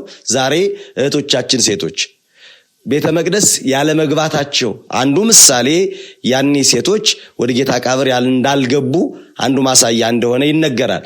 በዛውም ላይ እኮ ማርያም መግደላዊትን ጌታችን ባየችው ሰዓት ልትነካው ባለችው ሰዓት አትንኪኝ ብሏታል። በእርግጥ አትንኪኝ የሚለውን ትርጉም ስላላመነች ተብሎ ተተርጉማል አይደል? ቶማስም ተጠራጥሮታል። ግን ነክተህ አረጋግጠህ መነኝ ነው የተባለ። ማርያም መግደላዊትን ግን አትንኪኝ ማለቱ የተነሳ በትንሣኤ አካሉ ነው። ሴቶች ስጋ ወደሙን መፈተት እንደማይችሉ አንዱ ማሳያ ነው ብለው መምህራነ ቤተክርስቲያን ይናገራሉ። ይሄን ያክል ካልነን ጥያቄዎቻችሁን ጻፉልን። ለቀጣይ ብዙ እንላለን። ዛሬ ትንሣኤውን በቤታችሁ እያከበራችሁ በክርስቶስ ትንሣኤ ዙሪያ ይሄን ያክል ብለናል። እንደ እግዚአብሔር በጎ ፈቃድ ሌላ እንግዳ ሌላ መምህራን ዘንድ ደግሞ የእናንተን ጥያቄ የሚነሱትን የወንጌል ክፍል እያነሳን እንወያያለን። በያላችሁበት መልካም ትንሣኤ ላለሁ። በስተመጨረሻ መምህር እንዲሁ በትንሣኤው ዙሪያ ምን ያስተላልፋሉ? ከትንሣኤው ምን እንማር? ከትንሣኤው ጌታ ሞትን ድል አድርጎ ከተነሳው ምስራችን ከሰጠን ከክርስቶስ ምን እያረግነ ነው ትንሣኤውን ማክበር ያለብን? ከክርስቶስስ ምን እንማራለን ብለው ይናገራሉ። መልካም ምንማረው ብዙ ነገሮች አሉ፣ ግን ጥቂት ነገሮችን ብቻ ልናገር። እኔ ከትንሣኤው ምንማር ለሰዎቹ ደስታን ምናሰፍን፣ ለሰዎቹ ደስታን የምንፈነጥቅ፣ ለሰዎቹ ደስታን የምንሰጥ መሆን እንጂ ሐዘንን የምንሰጥ እንዳንሆን፣ ሰዎቹ በጣም ሲጨነቁ የምናጽናና እንድንሆን፣ በጣም ሰዎቹ በፍርሃት ሲዋጡ ፍርሃታቸውን የሚያርቅላቸው መሆን መቻል እንዳለብን። አሁን ክርስቶስ በቃ ሁሉም ሐዘንተኛ በነበረበት ሰዓት ትንሣኤውን አብስሮ ሰው ደስ ያለበት። ዮሐንስ መስቀል ስር ያለቅስ የነበረ መስቀል ላይ እርቃኑን እያየ ምን አርጉ በምን ይረሳዋል? አሁን ዮሐንስ እርቃኑን ሰቅለው መስቀል ላይ አይሁድ እየተዘባበቱበት ያንን አይምሮ ውስጥ አስቀምጦ በምኑ ደስ ይበለዋል? ስለዚህ ትንሣኤውን አሳይቶ ለሐዋርያት በሙሉ ደስታን የፈነጠቀላቸው፣ ለህዝቡ በሙሉ ደስታን የፈነጠቀላቸው። ሰላም ለእናንተ ይሁን። በቃ ደስታ ከዚህ በኋላ ከናንተ ሰላም ነው ያለች። ሰላም ለእናንተ ትሁን። ሰላም በቃ ዓለም እንደሚሰጠው ሰላም አይደለ? ፍጹም ሰላም እንሰጣቸዋለሁ፣ ፍጹም ደስታ እንሰጣቸዋለሁ። ዛቲ ዕለት ተገብረ እግዚአብሔር ተፈሳውን ታስባት ይባል። በፍጹም ደስታ የምንደሰትባት ዕለት የተባለችው ይህች ናት። ለሐዋርያት ለኛ በሙሉ ትንሣኤዋ በቃ ፍጹም ደስታ እንድንደሰትባት ይተደረገ። ይሄን ማን የሰጠን? ክርስቶስ ነው። ለምን? እናንተም ለሰዎቹ የደስታ ምንጭ ሁኑ እንጂ የሐዘን ምንጭ አትሁኑ። የመረጋጋት ምንጭ እንጂ ግራ የማጋባት የማደናገር ምንጭ አትሁኑ ሲለን ነው ክርስቶስ። ለሰዎቹ ጥቁር የመልበስ ምክንያታቸው አንሁን፣ የሰዎቹ ነጭ የመልበስ ምክንያት ልንሆን ነው። ከክርስቶስ የተማር ነው ማለት ነው። ክርስቶስ ያስተማረን እሱ ነው። ስለዚህ ጠላቶቹ ወጸላይቱ ሐመደ ይቀምሁ ነው። ጠላቶቹ ግን አመድ ነው የሚቀሙት፣ ትቢያ ነው የሚለው፣ ጥቁር ነው የሚለብሱት። መስቀል ላይ ሰቅለው ክርስቶስን ደስ የተሰኙት ለጊዜው መስቀል ላይ ሰቅለው የተዘባበቱ በጣም ደስ ብሏቸዋል። ክርስቶስ በመሰቀሉ ደግሞ ማቅ ለብሰዋል። ሐዋርያት አንበላም አንጠጣም ብለው በሐዘን ተውጠዋል። ነገር ግን በዚያኛው ያገኙት ሐዘን ተለውጦላቸዋል። ያዘነ ተደስቷል፣ አዝኖ የነበረ ተደስቷል፣ ተደስቶ የነበረ ደግሞ ክርስቶስ የቀበራችሁት የሰቀላችሁ ተነሳላችሁ ሲባል እነሱ ደግሞ አንገታቸውን የሚያቀረቅሩት እነዚያ ሐዋርያትና የሐዋርያት ተከታዮች በሙሉ ግን ምንድነው በጣም ደስ ነው ያላቸው። ነጩን ለብሰው በግርማ በክብር በፍጹም ደስታ ላይ የተነሱት። ይሄን ከማናገኙት ስንል ክርስቶስ የተሰጣቸው ምን ነው? በመነሳቱ ለሁሉ ለመላእክት ሳይቀር ነጭ ለብሰው ነው የታዩት። በመቃብሩ ዙሪያ እኮ ያሉ መላእክት ነጭ ለብሰው አንዱ በራስጌ አንዱ በግርጌ ተብሎ ነጭ ለብሰው ነጭ የለበሰ ማለት ነው። ስለዚህ ነጭ ለመልበሳችን አምረን ደምቀን ለመታየታችን ፊታችን ፈገግ ብሎ በቃ የብርሃን ነጸብራቅ የሚያሳይ ፊት ያሳየን እንዲህ አይነት እንድናደርግ ያደረገን ማን ነው ስንል ክርስቶስ። ለዚህ ሁሉ ምንጫችን ማን ነው? ክርስቶስ ነው። ለዚህ ሁሉ የሐዘን ፊታችን ለመጠውለጉ ለመክሳታችን ለመውደቃችን ምክንያት ደግሞ ዲያብሎስ ነው። ስለዚህ ዲያብሎስን አትሁኑ፣ ክርስቶስን ሁኑ፣ እኔን ሁኑ፣ ባሪያዬ እኔን ምሰሉ ለማለት ክርስቶስ በትንሣኤው ይህን እናደረገልን። ስለዚህ ከትንሣኤው የምንማረው ከክርስቶስ ትንሣኤ የምንማረው ምን ነው ካል በቃ ያዘኑ ሰዎች ካሉ የሐዘናቸው መርሻ የደስታቸው ምንጭ ልንሆን፣ ፊታቸው የጨለመ የጠወለገ ካሉ ያኛውን የሚያርቁበት ምክንያት ልንሆን ይገባናል እንጂ እንደው በደስታ ቀን የሐዘን ምንጭ ልንሆን አይገባም። ከክርስቶስ ያልተማርነው ስለሆነ ነው። በመጨረሻ እንደው ክርስቶስን እያሰብን ክርስቶስ የደስታችን ምንጭ እንደሆነ ነጩን ለብሰን ፊታችንን በብርሃን ሞልተን ከሞት አምልጠን እንደወጣን እያሰብን ከሲኦል ወደ ገነት እንደተሸጋገርን ከሞትም ወደ ሕይወት እንደተሸጋገርን እያሰብን ነጩን ለብሰን ከሐዋርያት ጋራ ከቅዱሳት አንስት ሴቶች ጋራ ሁነን በቀራንዮ በጎልጎታ ሁነን የክርስቶስን ትንሣኤ ይህንን ሚዲያ ዋካ ብርሃን እየተከታተልን እንድናከብር እላለሁ። የመጨረሻ መልእክቴ ነው። እኔም የመጨረሻ አንድ ነገር እላችሁ ፈልጋለሁ። በክርስቶስ ትንሣኤ ውስጥ መምህር እንዳሉት እሱ ሰላምን የሚሰጥ ደስታን የሚሰጥ ነውና ለደስታ ምክንያት እንድንሆን አንድ ነገር ማሳሰብ ፈልጋለሁ። ጾም ሲገባ ቂማችን እንተው፣ ጾም ስንተው ክፉነታችን እንተው፣ ስድብ እንተው፣ መነቋቆርን እንተው ብለን አቆመነው የነበርነውን ሲፈሰክ አብረን አንጀምረው። ለክፋት ፋሲካ የለውም፣ ለሐሜት ፋሲካ የለውም፣ ለኃጢአት ፋሲካ የለውም። ጾም ሰዓት ላይ የምናቆመው ሲገደፍ ምን ጀምረው ኃጢአት የለንም። አብረን አንጀምራቸው። አሁን ብዙ ሰው ጾም ሰዓት ላይ መንፈሳዊ ነገሩን ያደምጣል፣ መዝሙር ያደምጣል፣ ስብከት ያደምጣል፣ ቅዳሴ ያስቀድሳል። እንዴት ደስ ይላል መሰላችሁ! ጠላታችን ሰይጣን አፍሯል። የገዛን ያከበረን የሚወደን ጌታ ደግሞ ተደስቷል። ሲፈሰክ እኛ ሰካራሞች ሆነን መንገድ ላይ ብንወድቅ ለመናፍቃን መሳቂያ አንሆንም? አይ ክርስቲያኖች 2 ወር ሙሉ ሲሰግዱ ኖረው ዛሬ ጨፈሩ፣ ዛሬ ሰከሩ፣ ዛሬ ወደቁ መባላችን ለኛ ውድቀት አይሆንም? በእኛ ምክንያት ክርስትናችን አይሰደብም ትላላችሁ? በዛውም ላይ ፍቅርን በተግባር እናሳይበት። መድኃኔ ዓለም ክርስቶስ ሲነሳ ወደ ማን ሄደ? እስኪ ልጠይቃችሁ። ክርስቶስ ሲነሳ ወደ ማን ሄደ? ወደ ገደሉት ሊበቀላቸው ጲላጦስን አንተ ፈረድክብኝ ተነሳሁ ብሎ ሊያናደደው አይደለም ይሄደ። ገዳዮችን ዞር ብሎ ሊያበሳጭ አልሄደም። ሊያዘኑት ወዳጆቹን ሊያሳያቸው፣ የተጨነቁትን ሰላማቸውን ሊሰጣቸው፣ ሰላም ለእናንተ ይሁን ብሎ ሰላምን ሲሰጥ እናየዋለን። በሌላ በኩል ደግሞ ተመልከቱ፣ ማርያም በተለይ በዕለተ ሐሙስ ፍጹም ቁርጥ ወዳጅ ሆኖ ቃል የገባው ጴጥሮስን ተመልከቱት እስኪ። ቁርጥ ወዳጅ ነኝ ሌሎች ቢክዱህ እኔ ካንተ አልለይም ብሎ ምሎ ተገዝቶ ከሌሎች ይልቅ ራሱን እንኳ ሌሎች ቢክዱህን ያልተውህም ብሎ ቃል የገባው ጴጥሮስ የተናገረለት 1 ወር አልሞላም። በጣም ነው ስታስቡት እኮ ይገርማል። የተናገረውን 1 ወር ዞት አልቆየም። የተናገረውን 1 ዓመት አይደለም 1 ቀን እንኳ ዞት አላደረም። የተናገረለት የቆረበለት ነው። ካደይ ሰው የቆረበለት ክዶታል። ሐሙሱን ማታ ደሮ ሳይጮህ 3 ጊዜ ትክደኛለህ ብሎት መድኃኔ ዓለም ክርስቶስ ታሪኩንም እንደምታውቁት 3 ጊዜ ደሮ እንደጮኸ ጴጥሮስ አጥብቆ አልቀረበም፣ አጥብቆ አራቀ። መሃል ላይ ነበር ሲከተል የነበረ፣ ልክ እንደኛ ማለት ነው። ብዙ ሰው እንደዛ ነው። ሐሜት ይፈራል። ቤተክርስቲያን ሲቀቡ መተቸትን ይፈራልና አጥብቆ መቅረብን አይፈልግም። በሩቅ የሚከተሉ ሰዎችን ክርስቶስ ቀና ብሎ አየው። የፍቅር ግርፍ በፍቅር ተመለከተው። ጴጥሮስ በሐዘን ሸለቆ ውስጥ ራሱን ተዋጠ። የሚወደውን ጌታ በማስቀየሙ አብዝቶ አለቀሰ። እሑድ ጧት ሲነሳ ጌታ ምን አለው? ይሄን ከክርስቶስ ትንሣኤ እንማር። እሑድ ጧት ሲነሳ ማርያም መግደላዊትን ሞት አልተውህም ብሎ ምሎ ተገዝቶ የነበረው የካደኝን ጴጥሮስን እንዳላገኘው አይደለም ያላት። ምን አላት? መነሳቴ ለጴጥሮስ ንገሪው ደስ ይበለው ማለት ነው። እና ከትንሣኤው ጌታ ፍቅርን እንማር። ጠጥተን ሰክረን ምንበቀሉት አንሁን፣ በቀልተኛ አንሁን። ያ ካልሆነ ድካማችን ከንቱ ይሆናል። መልካም የትንሣኤ በዓል ይሆንልን እንላለን። እስከዚህን ሰዓት ብለናል። የተቸገሩትን በጎን እንርዳቸው፣ ያዘኑትን እናጽናናቸው። የደስታቸው ምክንያት እንሁን፣ የሳቃቸው ምክንያት እንሁን። ክርስቶስን መስለን እንድንነሳ አምላከ ቅዱሳን ይርዳን። ሁላችሁም ሚዲያችንን ሰብስክራይብ በማድረግ ተከተሉን።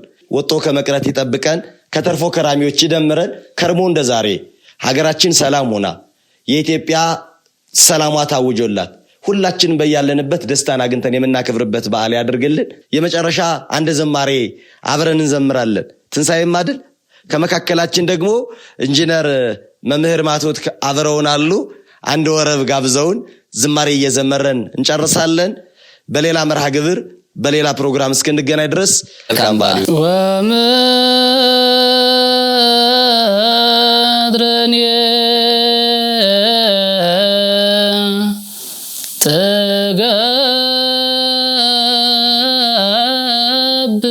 ትገብር ፋሲካ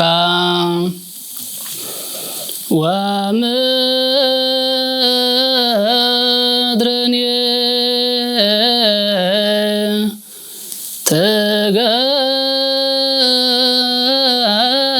ትገብር ፋሲካ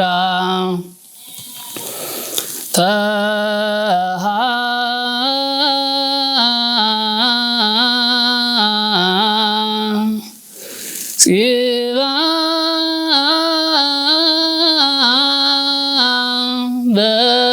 በደመ ክርስቶስ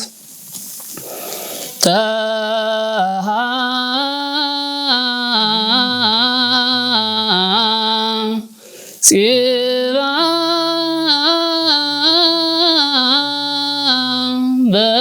በደመ ክርስቶስ ወምድርኒ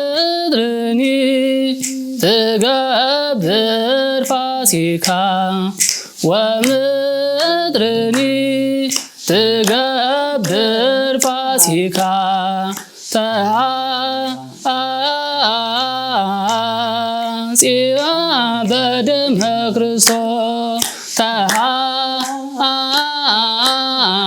ተሐጽባ በደመ ክርስቶስ ወምድርኒ ትገብር ፋሲካ ወምድርኒ ትገብር ፋሲካ ተሐጽባ በደመ ክርስቶስ ተሐጽባ በደመ ክርስቶስ ተሐጽባ በደመ ክርስቶስ ተሐጽባ በደመ ክርስቶስ አማን በአማን አማን በአማን ተንሥአ አማን በአማን አማን በአማን ተንሥአ እምነ ሙታን ተንሥአ እምነ ሙታን ተንሥአ እምነ ሙታን ተንሥአ እምነ